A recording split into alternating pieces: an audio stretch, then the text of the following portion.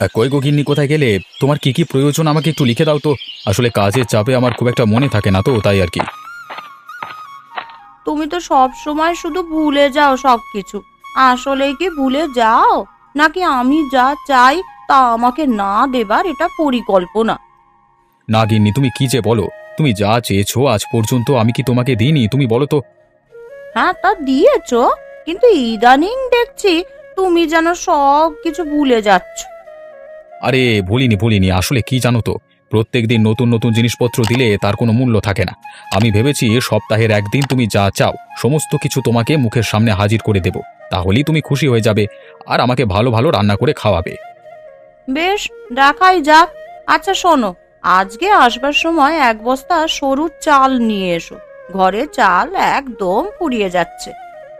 এই তো একদম অর্ডার করলেই মুখের সামনে এসে হাজির করে দেবো। হ্যাঁ, আরে চারিদিকে তাকিয়ে দেখো, অনেকে দুবেলা খাবারের জন্য দুমুঠো চাল পর্যন্ত পায় না। তুমি ঠিকই বলেছ। হয়তো আমার ছোট বোন কোথা থেকে ধরে যে ওই ভিখারির বাচ্চাটাকে বিয়ে করলো, দেখো এখন দুবেলা খাবার জন্য হয়তো চোখের জল ফেলছে। তাহলে তোমার মতো সুখ আর কতজনকার আছে বলো? এবার বলো, তোমাকে আমি ভালো রেখেছি কি রাখিনি?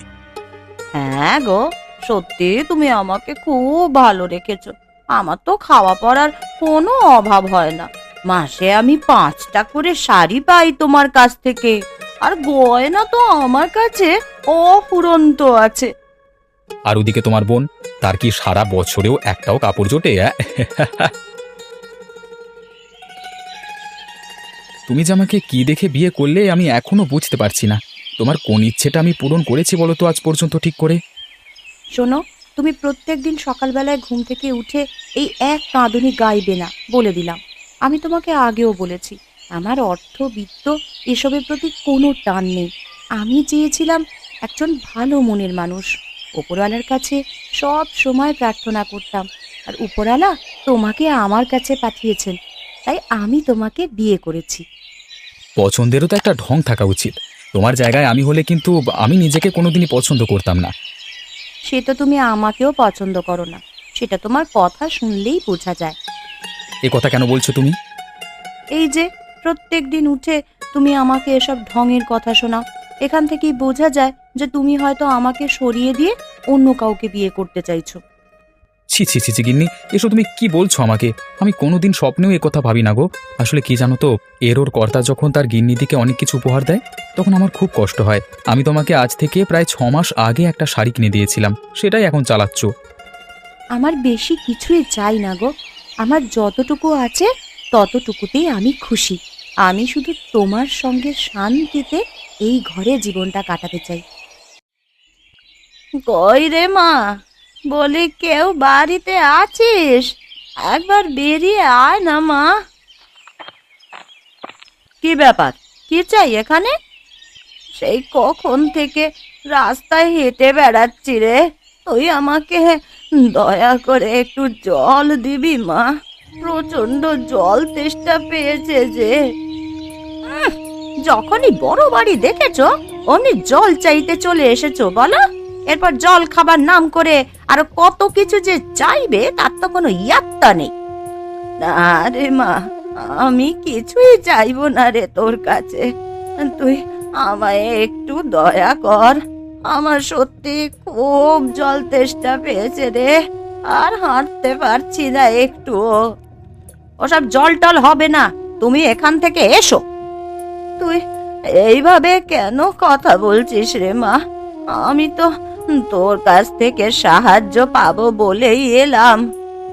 ওরকম অনেক ভিখারি দুবেলা আসে, প্রথমে জল চাই, তারপরে খাবার চাই, তারপর টাকা চাই। এই করতে করতে তো একেবারে মাথায় উঠে পড়ে, যেন একেবারে সমস্ত জিনিস আমাদের কাছেই গচ্ছিত রাখা আছে এমন ভান করে। না মা না, ওই রকম বলিস না মা, আমি ওই রকম নই রে। আমাকে তুই জল দিলে আমি তোকে অনেক আশীর্বাদ করে যাব। তা আমি কে সেই আশীর্বাদ ধুয়ে খাবো নাকি? হ্যাঁ, যত সব ছোট লোক। এই যাও তো, যাও যাও এখান থেকে, বেকার শুধু শুধু সময় নষ্ট করো না আমার।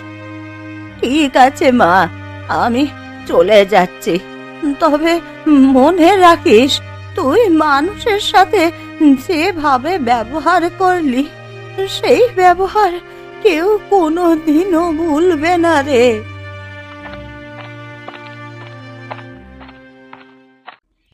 নে নে, খা। তোরা না খেলে কি করে হবে?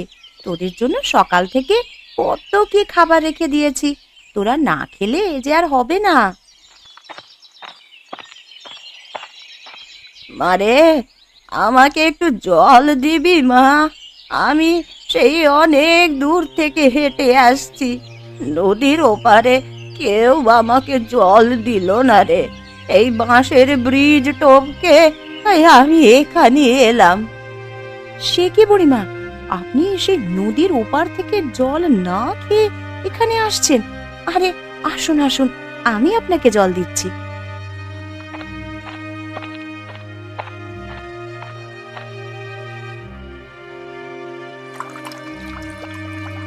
আহ, অনেক শান্তি পেলাম রে মা। সত্যি এত শান্তি আমি আগে কোনো দিনও পাইনি। কিন্তু আপনাকে পথে কেউ জল দিল না কেন? আমি তো সেটাই বুঝতে পারছি না। জল দিতে তো আর পয়সা লাগে না। সেটা কজন বোঝে রে মা। আমি নদীর ওপারে একটা বড় বাড়িতে গিয়েছিলাম, তা সেখানকার বউটা আমাকে দূর দূর করে তাড়িয়ে দিল। ও, বুঝেছি, দিদি আপনার সাথে এমন ব্যবহার করেছে। দিদি মানে? ও কি তোর নিজের দিদি? হ্যাঁ বুড়িমা, ও আমার নিজের দিদি। ওর বড় বাড়িতে বিয়ে হয়েছে। ও অনেক বড় লোক, জানেন। বড় লোক হতে পারে, কিন্তু ওর মনটা অত্যন্ত নীচ, কারোর পরোয়া করে না। অসহায় মানুষকে যে একটু সাহায্য করা দরকার সেটা ওরা বোঝে না রে। তার থেকে তুই অনেক ভালো রে মা। তুই থাকিস সেই কুঁড়ে ঘরে, কিন্তু তোর মনটা অনেক বড়। আমি আশীর্বাদ করি মা, তোরা যেন সারা জীবন সুখে থাকিস। আপনি এখন কোথায় যাবেন বুড়িমা? আমার যাওয়ার বিশেষ কোনো জায়গা নেই রে। আমি ওই পথে পথেই ঘুরে বেড়াই, দেখি কোনো বৃদ্ধাশ্রমে আমার ঠাঁই হয় কিনা। এখন আসি রে মা, তোরা ভালো থাকিস।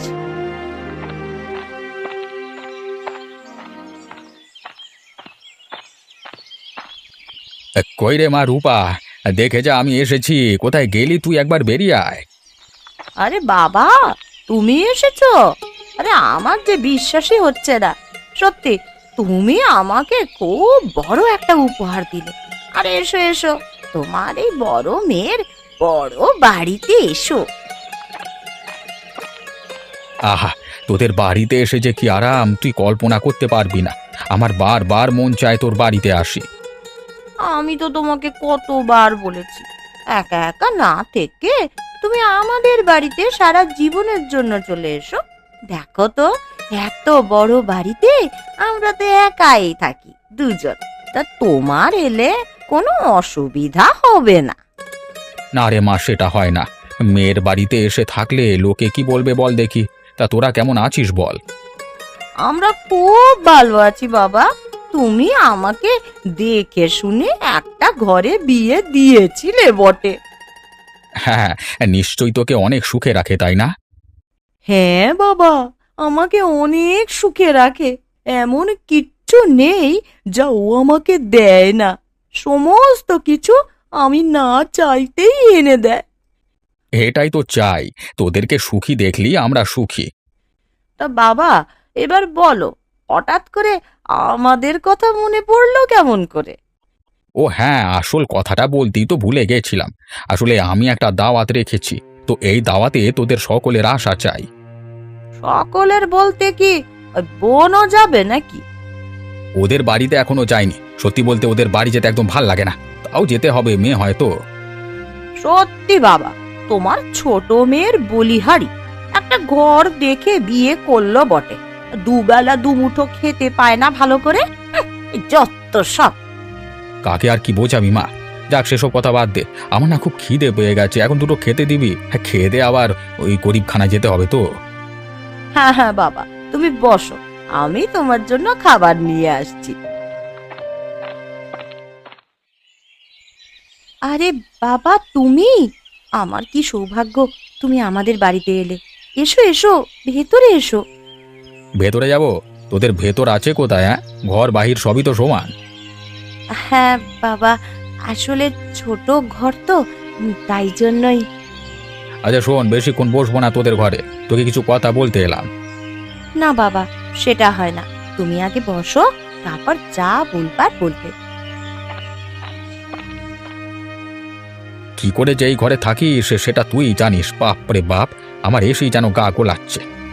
তবে আমার খুব ভালো লাগে জানো বাবা, আমি খুব শান্তিতে আছি এখানে।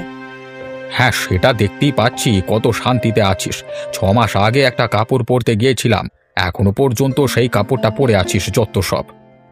আমার বেশি কিছু চাই না বাবা, আমি অল্পতেই সন্তুষ্ট। যাক, ভালো থাকলেই ভালো। আমার আর কি, আমি ভালো কথা বলতে এলাম। শোন, আগামী পরশু আমার ঘরে একটা দাওয়াত রেখেছি, তা তোর দিদি আর জামাইবাবুকে নেমন্তন্ন করে এসেছি, তোদেরকেও বলে গেলাম। আর চলে যাবি, হ্যাঁ, দুটো ভালো মন্দ খেয়ে আসবি। কি উপলক্ষে দাওয়াত বাবা? কোনো উপলক্ষ নয়, আমার ইচ্ছে গেল তাই আমি দাওয়াত দিচ্ছি। ঠিক আছে বাবা, আমি ওই দিন ওকে নিয়ে চলে যাব। ঠিক আছে, তাহলে ওই কথাই রইল। আমি তবে এখন এলাম, কেমন? এখানে বেশিক্ষণ থাকতে আমার ভালো লাগছে না তোর।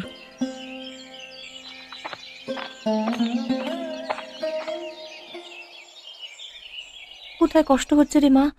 আমাকে বল না, কোথায় কষ্ট হচ্ছে তোর? মা, মাথাটা খুব যন্ত্রণা হচ্ছে, পেটে খুব লাগছে, আমাকে কিছু ওষুধ দাও না মা, আমি ওষুধ খেলে এক্ষুনি ভালো হয়ে যাব। আমি যে তোর জন্য ওষুধ কিনবো সেই টাকা আমার কাছে নাই রে মা, তুই একটু কষ্ট করে শুয়ে থাক, আমি বরং একবার ওই নিখিলদার বাড়ি থেকে ঘুরে আসি, নিখিলদা নিশ্চয়ই আমাকে টাকা দিয়ে সাহায্য করবে। আচ্ছা মা, তাড়াতাড়ি চলে আসবে কিন্তু।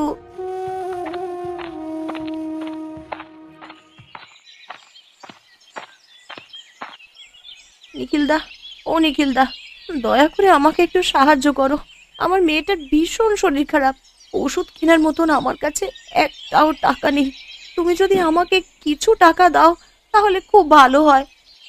দেখ, তোরা যে এইভাবে নির্লজ্জের মতো আমার বাড়িতে চলে আসিস, তোদের লজ্জা লাগে না?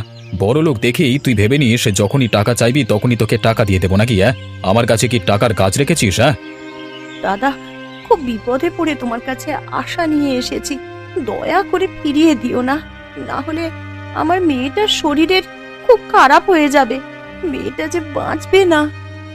না রে, পারলাম না, তুই অন্য কোনো ব্যবস্থা কর, দেখ অন্য কোথাও পাস নাকি। এখন আমি কি করব, কার কাছে সাহায্য চাইব? আমাকে যে যা হোক করে আমার মাকে বাঁচাতেই হবে। হ্যাঁ, আমি বরং একবার পলাশদার কাছে গিয়ে দেখি, কিন্তু ওরা কি আমাকে সাহায্য করতে পারবে?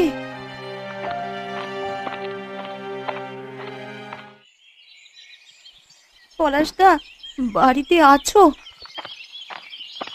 আরে নীলিমাদি, তুমি এখানে কি করছো? আর তোমাকে এরকম উদাস লাগছে কেন? কি হয়েছে তোমার? মেয়েটার শরীরটা ভীষণ খারাপ, ওষুধ কিনবো, তার টাকাও আমার কাছে নেই, নিখিলদার কাছে গিয়েছিলাম কিন্তু নিখিলদা আমাকে সাহায্য করলো না, এখন মেয়েটা আমার বিনা চিকিৎসায় মারা যাবে। তুমি কেঁদো না দিদি, আমরা থাকতে ওর কিছুই হবে না। দাঁড়াও দিদি, আমার কাছে কিছু জমানো টাকা আছে, আমি সেগুলো তোমাকে দিচ্ছি, তুমি বরং সেগুলো নিয়ে ওর জন্য ওষুধ কিনে নিয়ে চলে যাও। তুই তোর জমানো টাকা থেকে আমাকে ওষুধ কিনবার জন্য দিবি? কেন দেব না, আমার থেকে এখন এই টাকাগুলো তোমার বেশি প্রয়োজন, তাই তোমাকে আমি এই টাকাগুলো দিচ্ছি। তোকে অসংখ্য ধন্যবাদ রে বোন, তোদের মন যে কত বড় তুই আজকে তা আমার চোখে আঙুল দিয়ে বুঝিয়ে দিলি। ঠিক আছে, তোমাকে এখন অত ধন্যবাদ দিতে হবে না, তুমি তাড়াতাড়ি ওষুধ নিয়ে বাড়ি যাও। আরে এসো এসো বাবা জীবন, আয় মা আয়। তোদের জন্য সে কখন থেকে অপেক্ষা করছি। এতক্ষণ আসতে সময় লাগলো? আর বলো না বাবা, তুমি তো ওকে চেনো, সারাক্ষণ শুধু কাজ আর কাজ। ওই কাজ ছাড়া কিছুই বোঝে না, তাই আসতে একটু দেরি হয়ে গেল। না না, কাজ নিয়ে থাকা খুব ভালো। অন্তত নিজেকে ব্যস্ত তো রাখতে পারে। সারাদিন তো সময়টা বেকার বেকার নষ্ট করে না। তা চলো বাবা জীবন, নিশ্চয়ই তুমি অনেক ক্লান্ত হয়ে গেছো, চলো এখন ভেতরে চলো। কিছু মনে করো না বাবা, হ্যাঁ? ওই তাড়াহুড়োর মাথায় মিষ্টি কিছু আনা হয়নি। আরে না না, সেসব নিয়ে তোকে ভাবনা চিন্তা করতে হবে না। চল চল, তোরা ভেতরে চল। কেমন আছো বাবা? শরীর কেমন আছে তোমার? হ্যাঁ ভালো আছি। তা কি ব্যাপার, তোদের আসতে এত দেরি হলো? কি করছিলিস কি? আসলে বাবা, আমাদের ওখানে একটা বাচ্চা মেয়ের খুব শরীর খারাপ ছিল, তাকে একবার দেখে আসতে গিয়েছিলাম। তো তার মা আমাদেরকে ছাড়লো না। বাবা, তোদেরকেও এত খাতির করে কেউ? খাতির নয় বাবা, আসলে ওদের পরিবারটাকে আমরা খুব ভালোবাসি, তো তাই জন্যই হয়তো আমাদেরকে। ঠিক আছে ঠিক আছে, অত না বকে এখন। তোদের জন্য বাড়ির পাশের ওই অতিথিশালাটা একটা জায়গা করা আছে, ওখানে গিয়ে বরং তোরা বিশ্রাম নে। আচ্ছা বাবা, আমরা তাই যাচ্ছি।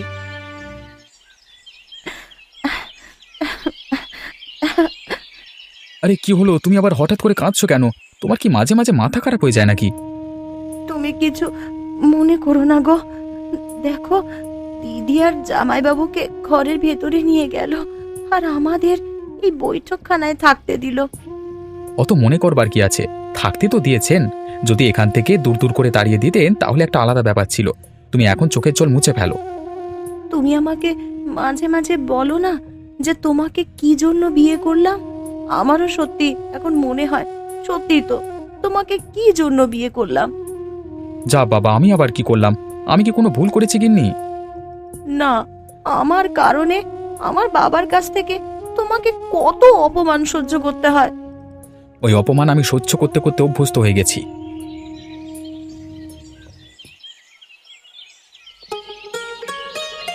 কই রে মা রূপা, আরে বড় জামাইকে মাছের বড় মাথাটা দে।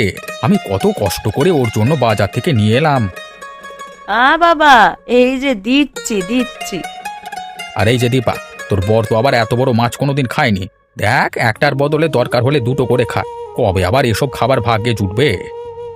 আসলে বাবা, কি জানো তো, আমরা তো এসব মাছ সচরাচর খাই না, তাই জন্য এই মাছগুলো আমাদের পেটে হজম হবে না। তুমি বরং আমাদের জন্য চিংড়ি মাছ আনতে পারতে।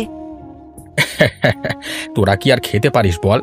চিংড়ি মাছই যদি আগে খেতে চাইতিস তাহলে অবশ্যই তোকে এনে দিতাম, কিন্তু এখন তো আর কোনো উপায় নেই।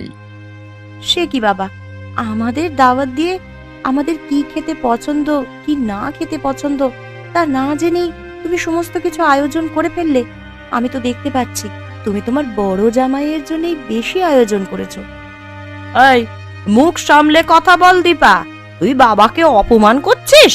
তোর সাহস তো কম নয়। অপমান নয় দিদি, বাবা তো আমাদের দুই বোনের সংসার কেমন খুব ভালোভাবেই জানতো। যখন তোদের দুজন স্বামী স্ত্রীকে তোরা বড় লোক বলে ঘরের ভেতরে থাকতে দিল, আবার আমরা স্বামী স্ত্রী গরিব বলে আমাদেরকে বৈঠকখানায় থাকতে দিল, তাহলে তো খাবার বেলাতেও আলাদা আলাদা করবার দরকার ছিল, তাই না?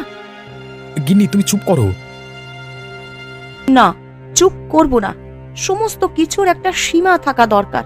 বাবা, তোমাকে আমি একটা প্রশ্ন করতে চাই। তুমি কি জেনে শুনে কাজ করেছো? তুমি কি আদৌ জানতে না যে আমাদের পরিবারে কি খাবার দাবার হয়?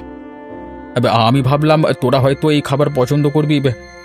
তুমি তাহলে আমাকে এখনো বুঝতেই পারোনি বাবা।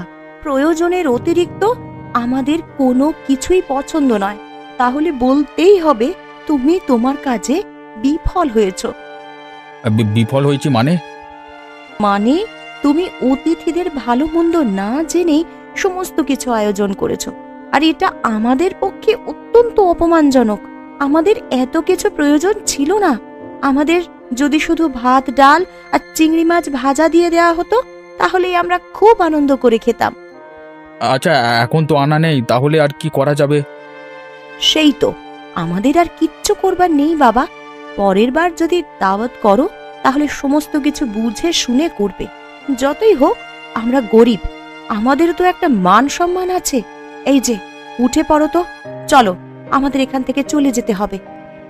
ইয়ে মানে তোরা এখনই চলে যাবি মা? অত দুঃখ পাওয়ার কিছু নেই বাবা, তোমার আরেক মেয়ে জামাই আছে যাদের জন্য তুমি এত বড় দাওয়াতের আয়োজন করেছো। তুমি তাদেরকে আপ্যায়ন করো, আমাদের কোনো অসুবিধা নেই, কিন্তু আমাদের এখনই ফিরে যেতে হবে গো।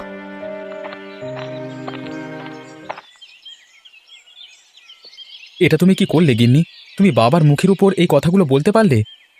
উনি যদি তোমাকে আর আমাকে ডেকে নিয়ে গিয়ে বারবার অপমান করতে পারেন, তাহলে আমিও পারি। উনি গুরুজন বলে আমি এতক্ষণ চুপ ছিলাম, কিন্তু সব সময় চুপ থাকাটা ভালো নয়। নিজের আত্মসম্মান বোধটাকেও কারোর কাছে বিকিয়ে দেওয়া যায় না। দেখো তো আমার জন্য তোমাকে কত অপমানিত হতে হচ্ছে। সেটা তোমার কোনো দোষ নয়, যাদের যেমন মানসিকতা তারা তো তেমনই করবে। চলো, সারাদিন তো কিছুই খাওয়া হয়নি। আমাদের ঘরে আমি চিংড়ি মাছ ভেজে রেখে গিয়েছিলাম, ওই দুখানি ভাত চাপিয়ে দিই, তারপর চিংড়ি মাছ দিয়ে আরাম করে খাওয়া যাবে।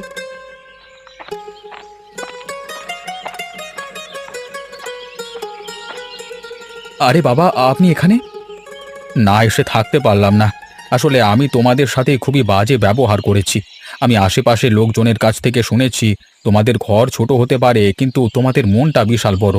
তাই আমি আমার ব্যবহারের জন্য তোমাদের কাছে ক্ষমা চাইতে এসেছি। আপনি কি বলছেন বাবা? আপনি গুরুজন হয়ে আমাদের কাছে ক্ষমা চাইবেন কেন? আজকে দুপুরে যে ব্যবহার আমি করলাম, সেসব কথা আমরা আর মনে রাখিনি।